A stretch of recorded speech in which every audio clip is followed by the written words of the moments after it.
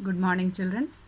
आज हम लोग पढ़ेंगे पल्लव से बाढ़ का बेटा, जिसको राम वृक्ष बेनीपुरी जी ने लिखा है।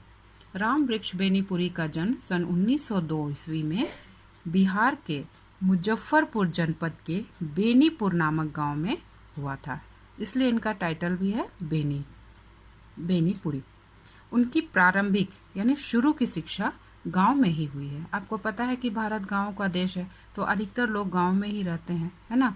और गांव में जो बच्चे रहते हैं वो हर तरह से हर काम में पारंगत होते हैं, इसलिए जीवन में वो बहुत आगे जाते हैं। आपने जितने भी बड़े लेखक, कवि या महापुरुषों के बारे में, एपीजे अब्दुल कलाम एटलीस्ट भी गांव के ही रहने वाले थे और एक गरीब परिवार से ही बिलोंग करते थे। बाद में वे गांधी जी के असहयोग आंदोलन में शामिल हो गए। असहयोग मीन्स मुझे आपका सहयोग नहीं करना, आपका साथ नहीं देना है। किसका साथ नहीं देना? अंग्रेजों का, ठीक है। इसलिए उसका नाम पड़ा असहयोग आंदोलन, तथा कई बार जेल गए। आगे चलकर वे पत्रकार बन गए। उन्होंने तरुण भारत, किसान मित्र, बालक आदि पत्रिकाओं का संपादन किया। पत्रिका मीन्स मैगजीन। गद्य की विभिन्न शैलियों में उनकी रचनाएं मिलती हैं। गद्य मीन्स कहानियाँ। उनकी प्रमुख रचनाएं हैं माटी की मूर्तें, पतितों के देश में, पतित मीन्स जो सताए हुए शोषित लोग होते हैं ना वो, चिता के फूल, लाल तारा, कैदी की पत्नी, गेहूं और गुलाब। ये इनकी बहुत प्रसिद्ध रचना है, निबंध है गेहूं और गुलाब। इसमें गेहूं गरीबी का प्रतीक था बच्चों, और गुलाब शोषक वर्ग का, जो जैसे अंग्रेज हमारा शोषण कर रहे थे उस समय, हमें सता रहे थे, उसका प्रतीक था। आदि सन 1968 ईस्वी में उनका देहांत हो गया, ठीक है। उनका जन्म 1902 में हुआ और 1968 यानी 1968 में उनका देहांत हो गया, यानी देह का अंत हो गया मीन्स मृत्यु हो गई, ठीक है। तो इन्हीं के द्वारा लिखित एक बहुत ही सुंदर ललित निबंध जो हम पढ़ने अभी जा रहे हैं, ये निबंध जो है ये भी भारत के गांव के बारे में ही है कि भारत एक कृषि प्रधान देश है, तो यहाँ के किसानों को क्या क्या, सिर्फ मनुष्यों द्वारा ही ये शोषित नहीं होते, बल्कि प्रकृति भी इन्हें नहीं छोड़ती परेशान करने से। लेकिन ये हार नहीं मानते, इतने कर्मठ और शक्तिशाली हमारे किसान हैं कि ये कभी हार नहीं मानते। यदि ये हार मान जाएंगे तो हम भूखे मर जाएंगे बच्चों। तो बहुत सुंदर कहानी है, ये निबंध है, ललित निबंध है, बाढ़ का बेटा, ठीक है। तो चलिए अब हम शुरू करते हैं। बाढ़ का बेटा। बाढ़ तो आप जानते हो ना, फ्लूड, ठीक है। तो बाढ़ का बेटा, बाढ़ का बेटा एक ललित निबंध है, ठीक है। बाढ़ खेतों को उपजाऊ मिट्टी देती है, यानी कोई भी डिजास्टर है, नेचुरल डिजास्टर है बच्चों, तो वो हमें लाभ तो देता ही है, साथ में बहुत भयंकर हानि भी देता है। जैसे बाढ़ आती है तो बाढ़ अपने साथ बहुत सारी मिट्टी और गाद लेकर आती है, और जब बाढ़ चली जाती है तो वो मिट्टी और गाद जहाँ के तहाँ ही छोड़कर चली जाती है, क्योंकि उस समय पानी का प्रेशर यानी उसकी तीव्रता कम हो जाती है, जिसके कारण वो अपने साथ लाई हुई मिट्टी को वापस नहीं ले जा पाती है, गाद को वापस नहीं ले जा पाती है, और खेतों को एक नई मिट्टी मिल जाती है, जिससे खेत क्या हो जाते हैं, बहुत ही उपजाऊ हो जाते हैं, ठीक है। तो बाढ़ खेतों को उपजाऊ मिट्टी देती है, किंतु वह विनाश भी लाती है, यानी एडवांटेज के साथ साथ डिसएडवांटेज होता है बच्चों, लाभ के साथ साथ हानि भी होती है हर चीज़ में, है ना। बाढ़ की विभीषिका यानी भयंकरता, जो बाढ़ होती है बहुत भयंकर होती है, किसी को भी डरा देने की। सोचो एकदम काली पानी ही पानी और बहुत तेजी से बढ़ता हुआ पानी, कितना डर लगेगा कि पता नहीं क्या होगा। के बीच विशेषर बिना हारे हुए अपने काम में जुटा रहता है। प्रस्तुत निबंध में मनुष्य की जिजीविषा मीन्स जानने की इच्छा, ध्यान दीजिएगा, जिजीविषा जानने की इच्छा का वर्णन रोचक ढंग से किया गया है। अब यहाँ से शुरू हो रहा। बाढ़ आ रही है, सुकिया ने कहा। विशेषर ने जरा सिर उठाकर उसकी ओर देखा और फिर अपने जाल की मरम्मत में लग गया, जैसे उसकी परवाह ही नहीं, आ रही है तो आए, क्योंकि बाढ़ तो हर साल आती है, कौन सी नई बात है। इसलिए वो जाल की मरम्मत कर रहा था। जाल यानी कि इससे ये पता चलता है कि ये मछली मारने का काम भी करते हैं। बाढ़ आ रही है, क्या विशेषर नहीं जानता? आज 4 दिनों से जो उमस रही उत्तर ओर, उमस मीन्स एकदम बादल छाए हुए रहते हैं और पूरी गर्म हवा नीचे ही रह जाती है, जिससे पसीने खूब आते हैं, तो उस मौसम को हम लोग उमस कहते हैं। हिमालय की तराई में जो लगातार बिजली चमक रही है, बादल गरज रहे हैं, वे क्या यह सूचना नहीं देते थे कि बाढ़ आएगी ही? बाढ़ उसके लिए क्या नई चीज़ है? यानी विशेषर के लिए बाढ़ कोई नई चीज़ नहीं है, वो बाढ़ को बचपन से ही देखता आ रहा है। बचपन से ही वह बाढ़ देखता आया है, उसे खेलता आया है, यानी बाढ़ से उसको डर नहीं है, बल्कि बाढ़ से वो क्या करता था? खेलता था। बीच चौर में, चौर मीन्स होता है जो बीच की ढालू जमीन होती है, जहाँ सब तरफ से पानी आकर क्या होता है? जमा हो जाता है, ठीक है। उसका यह गांव, यानी गांव जो था बहुत नीचे था, जिससे सब तरफ का पानी आके वहाँ पर ही जमा हो जाता था। 4 महीने तक यह एक टापू ही बना रहता था। टापू मीन्स आइलैंड, मीन्स कि चारों तरफ पानी है, बीच में थोड़ी सी सूखी जगह है, उसको टापू कहते हैं। विशेषर को अपने बचपन की याद आ रही है, और याद आ रहे हैं उसके दादा प्रयाग सहनी, यानी विशेषर अपने दादाजी को याद कर रहा है। और याद रखिएगा बच्चों, नाम सब याद रखिएगा। विशेषर जी के दादा हैं प्रयाग सहनी, और प्रयाग सहनी ने ही उन्हें बाढ़ से लड़ना सिखाया है। बूढ़े प्रयाग सहनी इसी तरह एक दिन जाल बिछाकर बैठे थे कि उन्होंने विशेषर को पुचकार कर बुलाया। ठीक है, अब ये विशेषर की कहानी है, जैसे आप बोल सकते हो बैकग्राउंड स्टोरी है। आओ बेटे, एक नया खेल सिखला दें तुम्हें। और सचमुच खेल खेल में ही उन्होंने विशेषर को क्या क्या नहीं सिखा दिया। देखो, खेल खेल में अगर बच्चों हम आपको पढ़ाते हैं या कुछ सिखाते हैं ना, तो आप बहुत जल्दी उसको पकड़ लेते हो, ठीक है ना। जाल की मरम्मत करना, विशेषर ने क्या क्या सिखाया बच्चों? अब ध्यान दीजिएगा। जाल की मरम्मत करना, नया जाल बनाना, जाल का तागा कैसे तैयार होना चाहिए, जाल को कैसे करना चाहिए, जाल को कैसे संभालना चाहिए, कैसे फेंकना चाहिए, सिर के चारों ओर घुमाकर फेंकते हुए एक बड़ा सा वृत्त यानी कि सर्कल बनाता। आपने देखा होगा ना, मछुआरे कैसे फेंकते हैं पानी में, एकदम जाल को अपने सिर के ऊपर से घुमा के फेंकते हैं, जाल एकदम राउंड राउंड होकर पानी में गिर जाता है। पानी में से इसी तरह गिरे कि उस वृत्त मीन्स होता है राउंड सर्कल के दायरे की मछलियों को निकल भागने का मौका नहीं मिले, यानी जितनी दूर में जाल गिरेगा वहां तक की मछलियां भागनी नहीं चाहिए, सब जाल में फंस जानी चाहिए। प्रयाग सहनी ने मछली मारने के सारे गुर मीन्स गुण, कला,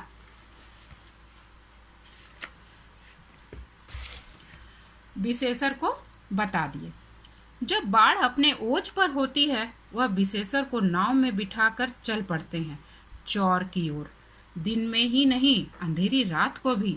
डरना नहीं बेटे, बाढ़ में देवी देवता होते हैं, भूत पिशाच नहीं। यानी सबसे बड़ी बात है कि हम डरते हैं किसी नेगेटिव एनर्जी से कि भूत होगा, क्या होगा। अगर बच्चे के मन में ये बात भर दी जाए कि कहीं कोई ऐसा नेगेटिव एनर्जी नहीं होती है, भूत पिशाच नहीं होते, हर तरफ ईश्वर का वास होता है, तो बच्चे बचपन से ही स्ट्रांग होते चले जाएंगे और डर उनके मन से बिल्कुल हट जाएगा। क्योंकि बच्चे गीली मिट्टी की तरह होते हैं, आप उनको जैसा बनाइए वो वैसा ही बन जाते हैं। जब नाव बीच चौर में पहुंचती, बूढ़ा पतवार चलाना छोड़ देता। यहाँ बूढ़ा किसके लिए आया है? विशेषर के दादाजी के लिए, प्रयाग सहनी के लिए। याद रखिएगा बच्चों ये सब। नाव को स्थिर कर देता, यानी कि नाव को अब चलाना छोड़ देते हैं तो नाव एक जगह स्थिर हो जाती है। और मांगी पर जाल, मांगी मीन्स बिल्कुल आगे, नाव के बिल्कुल आगे जाकर। टाइटैनिक में आपने देखा होगा, नाव के बिल्कुल आगे जाके एक्टर और एक्ट्रेस खड़े हो जाते हैं। तो मांगी पर जाल लिए खड़ा होकर पानी की ओर एक टक घूरता है। विशेषर को याद नहीं कि कभी उसके दादा का निशाना चूका हो, क्योंकि वो बहुत कॉन्सेंट्रेट के साथ, यानी कि पूरे ध्यान के साथ, कॉन्सेंट्रेट के साथ क्या करते हैं, जाल को फेंकते हैं। इसलिए वो एक टक पानी को घूरते हैं, पूरा ध्यान लगा देते हैं, कॉन्सेंट्रेट कर देते हैं पानी के ऊपर अपना ध्यान। प्रयाग सहनी ने विशेषर को नाव के बारे में बहुत कुछ शिक्षा दी। अब प्रयाग सहनी ने विशेषर को नाव के बारे में क्या क्या शिक्षा दी बच्चों? किस लकड़ी, पहले तो आपने देखा कि उन्होंने क्या सिखाया कि जाल कैसे बनानी है, उसकी मरम्मत कैसे करनी है, कौन सा धागा तैयार करना। अब सेकंड टाइम वो नाव के बारे में बता रहे हैं। किस लकड़ी की नाव अच्छी होती है से लेकर जब नाव भंवर में फंस जाए, भंवर मीन्स पानी गोल गोल घूमता रहता है और बहुत नीचे तक, जस्ट लाइक कि हम किसी ढक्कन को बंद करते हैं ना, उस तरह से अगर आप उसमें फंस जाओगे तो गोल गोल स्प्रिंग की तरह नीचे चलते चले जाओगे, आप निकल नहीं पाओगे उससे। तो नाव के भंवर, अगर नाव कभी वैसे भंवर में फंस जाए तो कैसे निकालना चाहिए, यानी ये सारी शिक्षा। ठीक है, अब देखिए, बाढ़ आ रही है तो आए प्रयाग सहनी कहा करते थे। यानी विशेषर के दादा बिल्कुल नहीं डरते थे, क्योंकि हर साल वो बाढ़ को देखते हैं, उसको झेलना सीख गए हैं वो, इसलिए वो उनका यही कहना था, बाढ़ आ रही है तो आए, हमें क्या करना उससे, बेटे बाढ़ से मत घबराना। और विशेषर को भी ये शिक्षा देते थे कि बाढ़ से डरना मत, घबराना मत, भगवान खुश होते हैं तो पानी देते हैं। मीन्स कि जब बाढ़ आती है तो खेतों को नई मिट्टी मिल जाती है, बहुत सारी मछलियाँ आ जाती हैं, तो ये सारा क्या होता, अर्निंग का हो जाता है, जीवनोपार्जन का जरिया हो जाता है। बाढ़ नहीं आए तो मछली कहाँ से आएगी, और अपनी 2 बीघा जमीन से जो परिवार भर की गुजर चल जाती है, क्या उसमें बाढ़ की देन नहीं है। यानी 2 बीघा जमीन में जो बाढ़ नई मिट्टी बिछा कर जाती है, जिससे फसल 4 गुनी अधिक होती है, और इतने छोटे से जमीन से भी उनके परिवार का जीवन बसर हो जाता है, गुजर बसर हो जाता है। इसलिए वो धन्यवाद देते थे बाढ़ को, बाढ़ से डरते बिल्कुल भी नहीं थे। कौन, प्रयाग सहनी यानी विशेषर के दादाजी।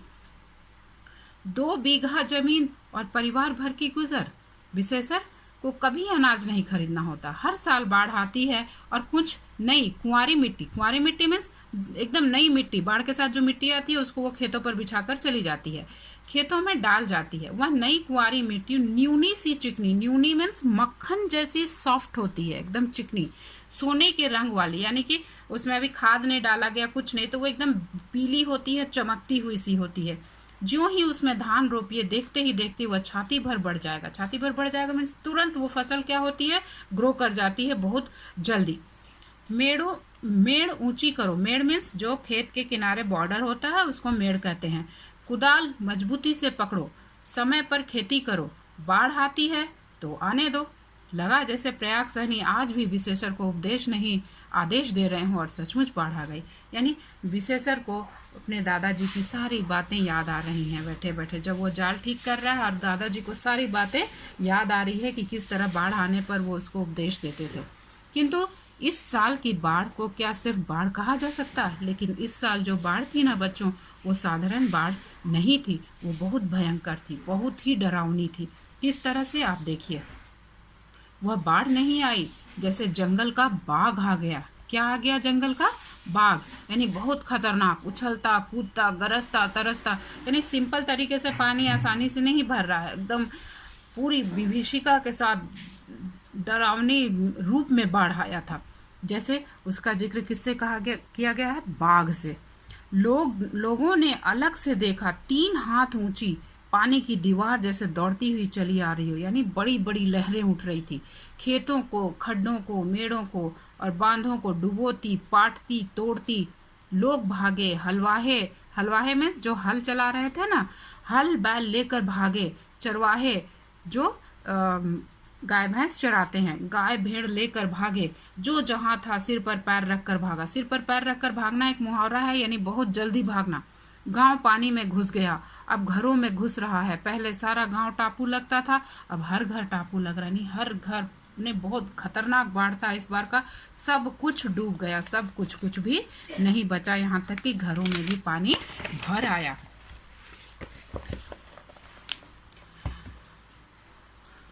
उधर आंगन में सुकिया परेशान है, अंत में चिल्ला उठी। सुकिया कौन है? विशेषर की पत्नी, ठीक है। चिल्ला उठी, पानी चूल्हे तक चढ़ाया, दौड़ो हो विशेषर। कहाँ कहाँ दौड़े, क्या क्या बचाए। पानी बढ़ता गया। गांव का यह नुनफर आज गांव का गोवर्धन बन गया। गोवर्धन बन गया मीन्स गोवर्धन पर्वत को उठाकर कृष्ण ने सबकी जान बचाई थी, वो बन गया था, गोवर्धन पर्वत बन गया था। बाल बच्चे, माल गोरू मीन्स गाय भैंस, जो भी उनकी संपत्ति होती है ना, गांव के लोगों की संपत्ति होती है, उनके जानवर ही। अन्न धन चारा ईंधन लेकर लोगों ने नुनफर की शरण ली, ठीक है।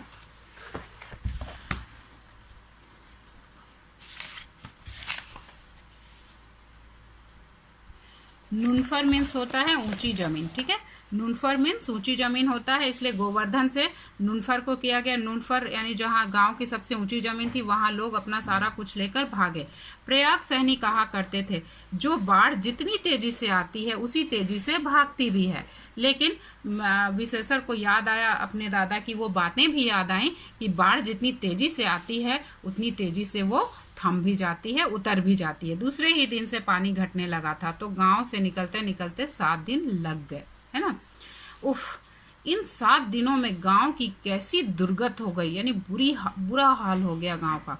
खेत की फसल गई, यानी जब उतनी तेजी से जो बाढ़ आया तो क्या हुआ, खेत के जो फसल थे, छोटे छोटे पौधे, सबको वो उखाड़ गई और उस पर नई मिट्टी डाल गई, यानी फसल बर्बाद हो गए। घर का अन्न भी सड़ गया, और जो घर में रखा हुआ था, चूंकि घरों में पानी घुस आया था, जिसके कारण सारा अनाज क्या हो गया, सड़ गया। जो भी चावल गेहूं था, सारा अनाज पानी से भीगकर सड़ गया। आने वाले दिन कैसे कटेंगे, सारे गांव में मायूसी है, सभी उदास थे कि साल भर का अनाज तो सड़ गया, क्या खाएंगे हम लोग। सुखिया उदास है, विशेषर की आंखों में नींद नहीं आ रही। बाढ़ आती थी जाती थी, यह क्या बाढ़ आई थी। नहीं नहीं, विशेषर इस तरह बैठा बैठा झींकता नहीं रहेगा, यानी झक नहीं मारेगा, वो कुछ तो करना होगा उसको, नहीं तो साल भर खाएंगे क्या वो लोग। विशेषर जांगर चलाएगा मीन्स मेहनत करेगा, अपने हाथों अपने कंधों से मेहनत करेगा, वो हाथ पैर से काम लेगा। ये पुट्ठे किस काम के, यदि ये संकट में ही काम नहीं आए, यानी उनका ये शरीर जो बना हुआ, हाथ के जो ये पुट्ठे हैं, कंधे हैं, ये किस काम के, जब ये संकट में ही उसके काम नहीं देंगे। विशेषर कुदाल उठाकर अपने खेत पहुंचा, मेड़ों को दुरुस्त किया, जो मेड़ टूट गए थे। आप यहाँ देख सकते हो बच्चों कि सभी गांव वाले मायूस हो गए हैं, बट विशेषर हार नहीं मान रहा है, वो मायूस नहीं है और वो इस मुसीबत से लड़ने के लिए तैयार खड़ा है। देखिए किस तरह वो कुदाल उठाता है और खेतों की तरफ चला जाता है। पहले मेड़ों को ठीक करता है। मेड़ मैंने बताया ना, जो खेत के चारों ओर बॉर्डर होता है, मिट्टी से ऊंची ऊंची दीवारों की तरफ बनाया हुआ होता है, 1.5-2 बित्ता का, वो खड्डों को भरा और जो गड्ढे हो गए थे उनको भरा।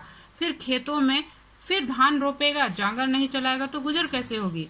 और वो सोच रहा है कि वो फिर से खेत में क्या रोपेगा, धान रोपेगा। जब तक अपने शरीर को, अपने इस बाजुओं को वो नहीं चलाएगा, इनसे काम नहीं लेगा, तब कैसे चलेगा। दिन भर वह कुदाल चलाता, रात में जाल उठाता, यानी दिन भर वो कुदाल चला के खेतों को ठीक करता, रात में जाल उठाकर वो नदी की तरफ चलता ताकि कुछ मछली मिल जाए और कुछ पैसे आ जाएं, और चल पड़ता चौर में मछली मारने जहाँ पानी जमा था। अजीब रही इस साल की बाढ़, लगता है सारी मछलियों को भी बटोर कर ले गई, यानी पानी बहुत तेज था जिसके कारण मछलियां भी उछलकर आगे निकल गईं, उस गड्ढे में वो नहीं रहीं। लेकिन विशेषर हार नहीं मानेगा। दिन भर खेत में, रात भर चौर में, विशेषर ने इस दानवी बाढ़ की चुनौती को स्वीकार कर ली थी कि ठीक है, तुम हमें तकलीफ दे रहे हो तो हम भी इसका सामना करेंगे, और डट कर उसने इसका सामना भी किया, जैसा कि आप देख रहे हो बच्चों। ठीक है, एक दिन सुकिया ने कहा, रिलीफ आई है, चावल बट रहे हैं, कपड़े, रिलीफ मीन्स बाढ़ आने के बाद जो गवर्नमेंट के तरफ से सहायता दी जाती है ना, उसको, तो रिलीफ आई थी गांव में। तो विशेषर की पत्नी सुकिया उससे कहती है कि गांव में रिलीफ आई है। फिर रिलीफ आई है, भूकंप के साल भी आई थी, रिलीफ क्या मानी होता है, तू समझती है। विशेषर अपनी पत्नी को समझाता है, सुकिया को, कि रिलीफ का मतलब तुमको समझ में आता है कि क्या होता है। मैं क्या जानूं, गांव के लोग रिलीफ लेने गए हैं। तब सुकिया कहती है कि मुझे क्या मालूम है, लेकिन गांव के लोग रिलीफ लेने गए हैं। सो जाते हैं, जाने दो। लेकिन विशेषर बड़ी बेपरवाही से कहता है, अगर जाते हैं तो जाने दो, रिलीफ माने भीख। और वो अपनी पत्नी को समझाता है कि रिलीफ का मतलब क्या होता है, भीख होता है, हमें भीख नहीं लेनी, हमारे बाजुओं में भी ताकत है। दादा ने मरते समय कहा था। और फिर वो उसे अपनी दादा की याद आती है, यानी प्रयाग सहनी की बात याद आती है विशेषर को, और अपनी पत्नी से कहता है कि दादा ने मरते समय कहा था कि बेटा भूखों मर जाना, भीख मत मांगना, लोगों को भीख मांगने दे, तू इस कुदाल और जाल पतवार की खैर मनाने। यानी तुम्हारे पास कुदाल है तो तुम खेतों में काम कर लो, जाल पतवार है तो मछली पकड़ कर अपना काम चला लो, बट कभी भी रिलीफ मत लेना, भीख मत मांगना। बोरे के बोरे चावल, गड्ढे के गड्ढे नोट बट रहे हैं, लेकिन विशेषर अचल अडिग और अपने काम में जुटा, वो हिला नहीं, है ना, उसे वो चीज़ नहीं चाहिए था। यानी यहाँ एक अच्छी बात है बच्चों कि उस मुसीबत में भी विशेषर ने रिलीफ लेना ठीक नहीं समझा, और उसने अपने दादा के बताए हुए बातों को याद रखा। अब पानी कम हो रहा है, अब हंसली दे, बंधक रख कर कुछ पैसे ले आऊं। हंसली होता है बच्चों, पहले के लोग जो एकदम गले में सटा हुआ रहता था, एकदम मोटा मोटा चांदी या सोने का अपने हैसियत के अनुसार लोग पहनते थे। तो वो हंसली मांगता है अपनी पत्नी सुकिया से और कहता है, मैं इसे बंधक रखकर कुछ पैसे ले आऊँगा और बीज खरीद कर धान रोप दूँ।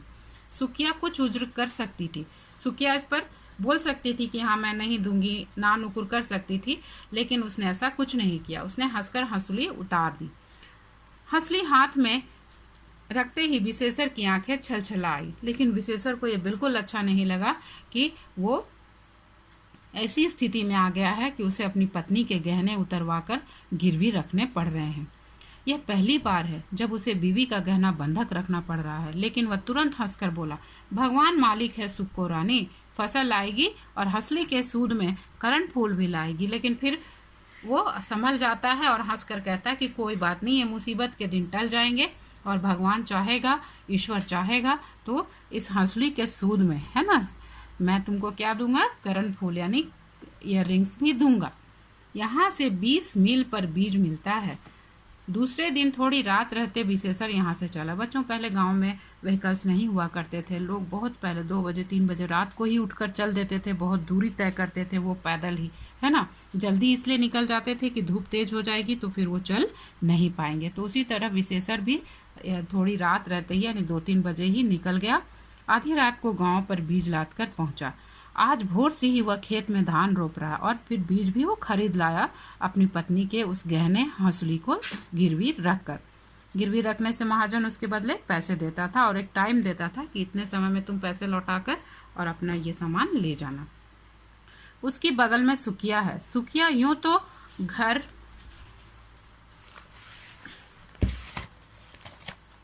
आंगन के काम में लगी रहती थी, लेकिन बाढ़ के पानी का क्या भरोसा, और खेत सूख गया तो फिर धान में हरियाली आने में पखवाड़ा लग जाएगा। तो वह भी जुटी है, डटी है, यानी दोनों पति पत्नी पूरे लगन से खेत में वापस जुट गए। हरे हरे धान के बीज जमीन पाते ही जैसे सिर उठाने लगे, क्योंकि खेतों में तो नई मिट्टी आ गई थी और खेत भींगे भी थे। तो जैसे ही बीज पड़ा तुरंत बीज क्या हो गए, अंकुरित हो गए। विशेषर खेत रोप रहा है और उसका रोम रोम पुलकित हो रहा है।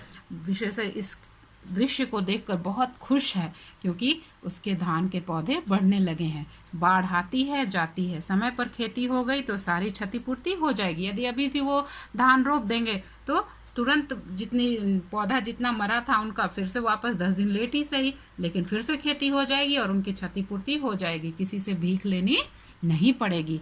उसकी आंखों में यह दृश्य नाच रहा है। जब ये बीज लहलहा उठेंगे, बढ़ने लगेंगे और फैलने लगेंगे। दोनों पति पत्नी बहुत खुश हैं, क्योंकि उनकी मेहनत ने रंग लाया था। कार्तिक में छाती भर धान आ गया। कार्तिक मीन्स यही मौसम है बच्चों, है ना, नवंबर का मौसम। माघ आते ही इन खेतों में सरसों का पीला समुंदर लहराने लगेगा। माघ मीन्स मार्च का महीना, है ना। उस समय क्या होता है, सरसों के फूल खिलाते हैं तो खेतों की सुंदरता निखर जाती है। धरती देखने लायक होती है, धरती की सुंदरता।